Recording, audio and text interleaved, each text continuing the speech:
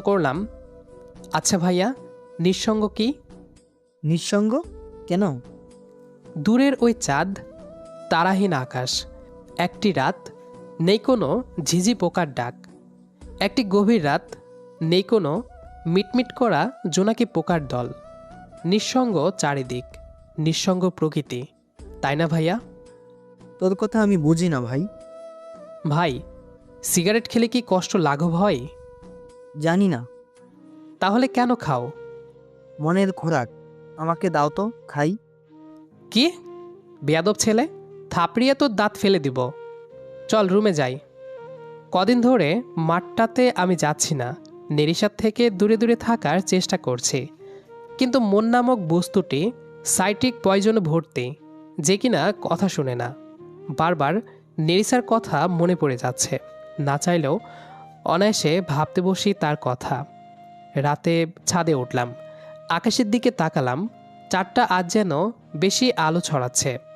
আমি ছাদে পায়চারি করছি, রাত তখন 12টা বেজে গেছে। উদাসী হয়ে কেবল ভেবেই চলছি কি করব আমি। তখনই শুনলাম তুমি এত রাতে ছাদে? অপর বাড়ির ছাদ থেকে কথাটি ভেসে আসলো। তাকিয়ে দেখি নিরিশা দাঁড়িয়ে। জ্যোৎস্নার আলো নিরিশার ফর্সা মুখে এসে পড়েছে, আরও উজ্জ্বল দেখাচ্ছে তাকে। আমি পলকহীন চেয়ে আছি সেই ধরাতে। জানি না কতক্ষণ অপলক থাকব তার সৌন্দর্যের মোহিতে। তবে আজ ঝলসে যাক আমার চোখ তার মুখ পানে চাহিয়ে। এই নিলয়, তোমার কি হয়েছে? হ্যাঁ, মাঠে আসো না রোজ দিনের মতো বিকেলে? আমি যে বসে থাকি তোমার অপেক্ষায়, কিন্তু তোমার দেখা মেলে না। আবার কথা বললে চুপ হয়ে থাকো, ব্যাপারটা কি বলো তো? না মানে, একটু ব্যস্ত থাকি তো তাই। নিরিশা বলল, মিথ্যে বলো না, বুঝেছো? তোমার কথা বলার ধরন অন্যরকম বোঝায়। আমাকে বলো, নাকি আমি তোমার বন্ধুই না? বলতে পারছো না? আমি আবারও চুপ হয়ে গেলাম। সত্যি কথাগুলো গলাতে এসে আটকে গেছে আমার। কারণ আমি যদি আজ তাকে সব বলি, সে ভাববে তার দুর্বলতার সুযোগে করুণা করছি। হয়তো ভাববে সে বিবাহিত, তবুও তাকে ভালোবাসি, এটা খারাপ বোঝাই। হয়তো আমি তার কাছে খারাপ হব, কিন্তু না, আমি যে তাকে সত্যিই ভালোবাসি। তার হাজবেন্ড থাকলে কখনোই আমি এমন করতাম না। কিন্তু কি থেকে কি যে হয়ে গেল, অগোচরেই তাকে ভালোবেসে ফেলেছি। সত্যি কথা গলাতে এসে আজ থেমেছে। আজ না, এটা ওর সামনে গেলেই হয়। দরদর করে ঘামতে থাকি আমি, যেন চারিদিকে কত গরম।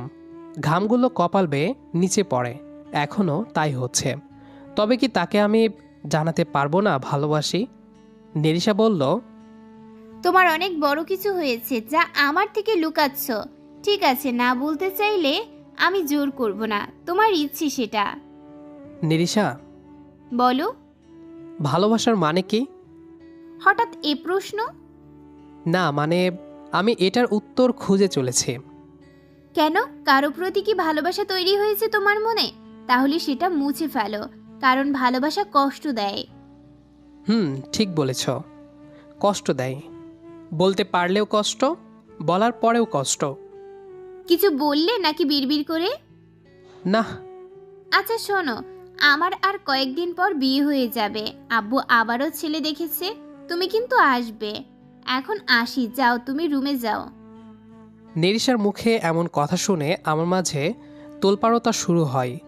আমার সব দিক যেন উলটপালট লাগে। তবে কি আমি নেরিশাকে হারিয়ে ফেললাম? একবার তো বলতে পারতাম তাকে ভালোবাসি। ফিরিয়ে দেওয়াটা তো পরের বিষয় ছিল। আমি কি আমার ভুলে তাকে হারিয়ে ফেললাম?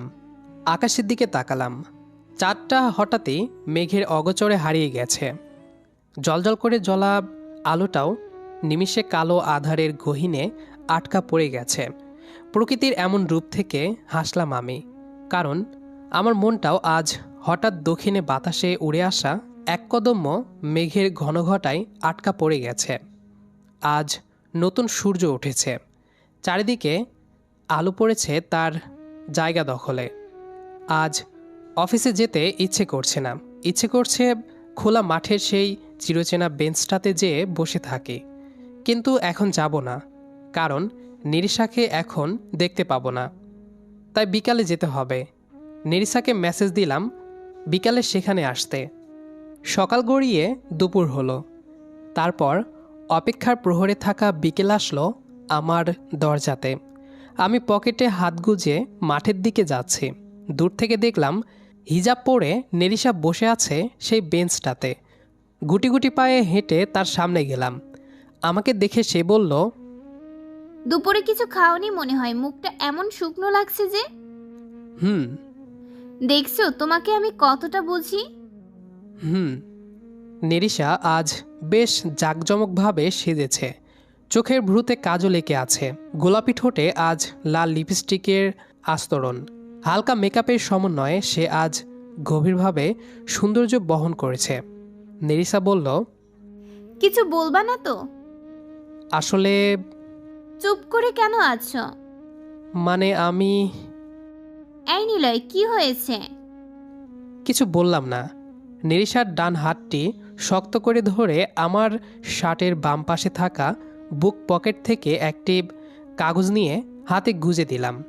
আর দাঁড়ালাম না, সোজা জোরে হনহন করে হেঁটে চলে আসলাম। পিছন থেকে নেরিশা কর ডাক, কিন্তু সে ডাকে আজ সাড়া দেওয়া যাবে না, কারণ সেই কাগজে লেখা আছে, রাত আমার ভালো লাগে, ভালো লাগে রাতের প্রকৃতি, ভালো লাগে ব্যস্ত নগরীর ঘুমন্ত রূপ, রাতের আধারে থাকে ঘুমিয়ে পড়া ব্যস্ততা। সে ব্যস্ত নগরীর মাঝখানে তোমার অস্তিত্ব আমি অনুভব করি আমার মনের সংবিধানে। ব্যস্ত নগরীর ধূলিময় রাস্তায় আমার পাশে হাতে হাত রেখে হাঁটার সঙ্গী হিসেবে তোমাকে অনুভব করি আমার মনের ব্যাকুলতায়। তোমার হাসি, তোমার আসরিক চাহনি, তোমার মায়াবী চোখ আমার উদাসীনতা বহন করে। সেই উদাসীনতার মাঝে তোমার অস্তিত্ব আমাকে একলা করে দেয়। নিঃসঙ্গতা ভর করে আমার মনের চার দেওয়ালে। আমি সঙ্গী খুঁজে ফিরি। বেলা শেষে তোমার মুখের ভাস্কর্য আমার মনের দেওয়ালে ঝুলতে থাকে। তোমাকে আমি ভালোবেসে ফেলি তখন। আমার সারাদিন, আমার উদাসীনতা, আমার নিস্তব্ধতা, আমার একাকিত্বের প্রতিটা মুহূর্ত তোমাকে খুঁজে। তোমাকে চাই আমি আমার সারাটা সময়ে। জানি না তুমি কি ভাবছো এখন, তবে অপেক্ষাতে থাকবো আমি তোমার পথের দিকে চেয়ে, যে পথে তুমি রোজ আসো আমার মনের আঙ্গিনাতে। তারপর আমি চলে আসি সেখান থেকে। মাস দুই আর নেরিশার সাথে দেখা হয় না। অফিসের কাজের জন্য পাশের শহরে থাকতে হয় আমার। সেখানে গিয়ে থেকেছি। 2 মাস পর বাড়িতে আসি আমি। তার ঠিক 1 সপ্তাহ পর নেরিশার সাথে আমার দেখা হয়। সে আমার বাড়িতে আসে। আমার কাছে এসে গালে একটা চড় দিয়ে বলে, ভালোবাসো তা এভাবে হারিয়ে গেছিলে কেন? পারবে থাকতে আমার মতো একটা মেয়ের সাথে? পারবো।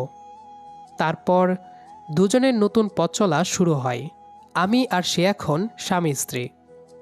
গল্পটি এই পর্যন্তই। আমাদের আজকের গল্পটি আপনাদের কাছে কেমন লেগেছে সেটি অবশ্যই কমেন্ট করে জানাবেন। দেখা হবে আবারও নতুন কোনো গল্প নিয়ে। সে পর্যন্ত আমাদের সাথেই থাকবেন। আর পুরো গল্পটি শেষ পর্যন্ত শোনার জন্য অসংখ্য ধন্যবাদ।